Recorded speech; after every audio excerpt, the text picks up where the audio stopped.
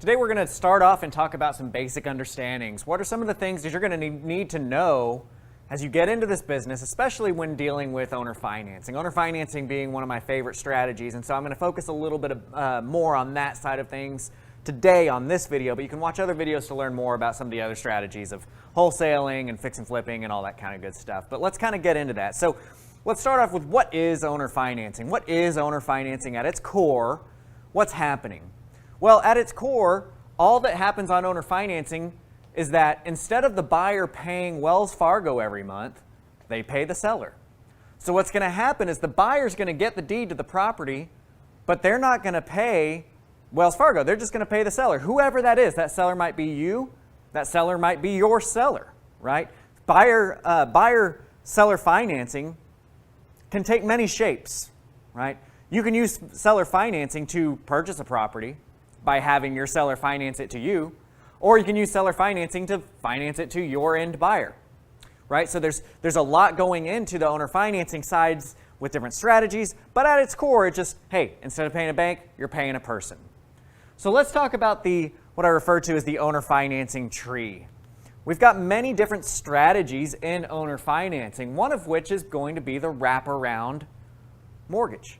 The wraparound mortgage is an awesome way to really capitalize on arbitrage, meaning you're going to make a mortgage to an end buyer that's got an interest rate at 9.5%, 9% somewhere in there, but you're only paying debt at 4% or 6%. Or whatever that debt might be. Maybe your end mortgage is going to be for $90,000, but your debt on the property is only $50,000 or $60,000. You can watch a separate video on wraparound mortgages specifically, but that's really where you make a ton of money and have really low liabilities in the deal. So I love wraparound mortgages. Really, basically what it boils down to is a wraparound mortgage, you're charging more every month than you have to pay, if that simplifies things for you, right? So as you bring a buyer in, they may be paying you $1,000 a month, but you're only paying $600 a month. Subject two. Subject two is essentially taking over on payments. Now, I don't want you to say taking over on payments to your seller. That's one of the phrases that I'm going to use when I'm talking to you, but we're going to stay away from that as you talk to your seller, because when you say I'm going to take over on your payments, that can imply some things. One of those implications is that the seller no longer has any liabilities on the deal, and we don't want them to feel that way, because they need to understand that in a subject to transaction, even though you're going to take ownership of the property and you're going to be paying Wells Fargo for them, the phrase I want you to use is that you're paying on their behalf.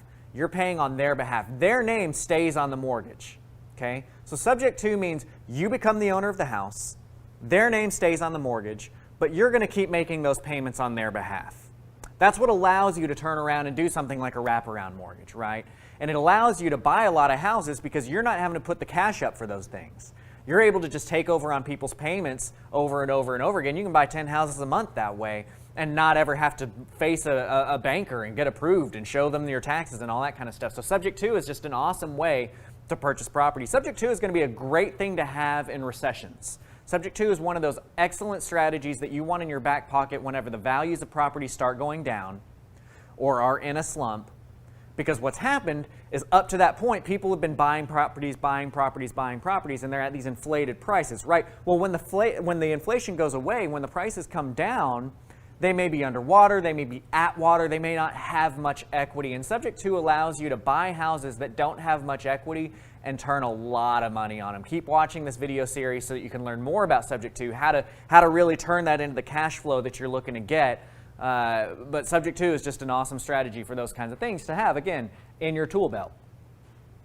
Free and clear owner financing. This is going to be the simplest form of owner financing there is, meaning there's a property that's owned free and clear, and it's going to get sold, but instead of any other financing being lined up, the buyer's just going to pay the seller directly, right? So let's take an example. Let's say that you talk to Betty Jo. She's owned her house for the last 47 years. She paid it off 17 years ago. She owns it free and clear. She wants to sell it to you for $80,000. You say, okay, that's cool. I'll give you $80,000. But instead of me giving you cash today, what I'm going to do is I'm going to pay you $800 a month every month for the next 10 years or 15 years or whatever it is that you work out, right? That would be a free and clear owner finance deal. Those are the simplest forms of owner financing. That's going to be one of the ways that we really start to dive into the owner financing explanation, because it's going to take away a lot of the other variables that we're having to worry about, like with subject to mortgage, with the wraparound, when you got 2 mortgages in place. We'll talk just about the free and clear side of things first. Before we get into really the details of owner financing, one of the big fundamentals that you need to understand is a lien. What is a lien? What is a lien and what is lien position, okay? So first of all, let's talk about liens. What is a lien? Well, a lien is really, at its core, just debt on a property. That's really what liens are. Now, liens have to be a specific kind of debt on the property to be able to attach to it, but let's run into some scenarios of what of our most familiar liens are going to be. Well, first, a mortgage. A mortgage is the most familiar lien you're going to deal with, right? That's the one that everybody kind of understands how it works. A mortgage just says, hey, this person bought the house, and before they sell the house, I need to get paid off whatever they owe me, right? That's a mortgage. Everybody gets those. That's going to be what you run into on almost every property. Mechanics liens are also going to pop up semi-frequently. A mechanics lien says that there was work done to this house. Maybe a plumber came out and did some work, and the seller decided not to pay that plumber for the work. Well, the plumber does have legal recourse. That plumber is able to actually file a lien in the county records that says, hey, I did work on 123 Main Street. They never paid me. I was supposed to get $2,000 for this job. I didn't get squat. So they have a lien for $2,000 on the property. That is a mechanics lien. Mechanics liens are able to get filed. Now, there is statutes of limitation. There's things that you need to know about those. If you run into a mechanics lien, don't freak out. Talk to your lawyer. Figure out what's going on with it. But you will find those out there. AC units, plumbing, electrical, that kind of stuff. If they don't get paid, they can put a lien on the property. And again, a lien just says when the property gets sold, this lien holder gets paid before anybody else does. Okay? So if the seller sells the house for $100, they owed $80 to the bank, and they had a $2,000 lien to the mechanic, well, the title company is going to pay $80 of that $100 to the bank. Title company is going to pay $2 of that $100 to the mechanics lien, and then the seller gets to walk away with the rest, minus the fees and all that kind of good stuff. What's another one? Tax. Both federal and property tax delinquencies can result in a lien on a property, okay? I don't want you to freak out if you see a federal tax lien on a homesteaded property. At least here in Texas, and I can't speak for other states because I don't know the intricacies of all the laws in other states, but I'm assuming it's very similar. But at least here in Texas, a homesteaded property, a property that somebody has filed that says, this is my house, this is the one that I live in. If you've got an IRS lien, a federal tax lien, you can get that dropped off when trying to sell the property, especially and particularly when the seller is not making money from the sale, okay? So let's take this example again. Let's say that somebody owes $80,000 to Wells, and they're selling their house to you, and you buy it for $80,000. Well, there may be a federal tax lien on there. There may be a tax lien that says, well, Joe actually owes the IRS $120,000, and at first glance, you may see that and say, oh my gosh, there's no way that I can buy this house from them, because in order for the debt to be paid off, I'm going to have to come up with the 80 plus the 120. That's $200,000. This house is only worth 100 at best.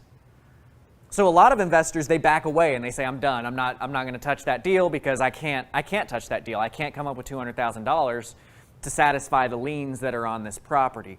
But the trick is, if it's a homesteaded property, you can remove that lien from that property as long as the seller's not making any money from it. If you buy it for $80,000, you can remove that $120,000. It will no longer attach to that property. Now, it's going to attach to other things that the seller has. If the seller has non-homesteaded property, say that the seller has a rental property out there, there's no way to detach that lien from that rental property. At that point in time, if that rental property is sold, that lien needs to be taken care of in there as well. And that's not to say that the entire $120,000 has to be taken care of from that one rental property. But anything that's happening on top of what's owed on that rental or at all, that has to go towards that lien. So again, talk to your attorneys, figure that out if you see a federal tax lien. But I'll tell you, I've cleaned up 3 or 4 deals that other investors had passed on because they saw a federal tax lien out there on the title search and they weren't willing to do anything with it anymore. So I came in behind them. I saw it was federal. I saw it was a homestead, and I still made a bunch of money on that deal.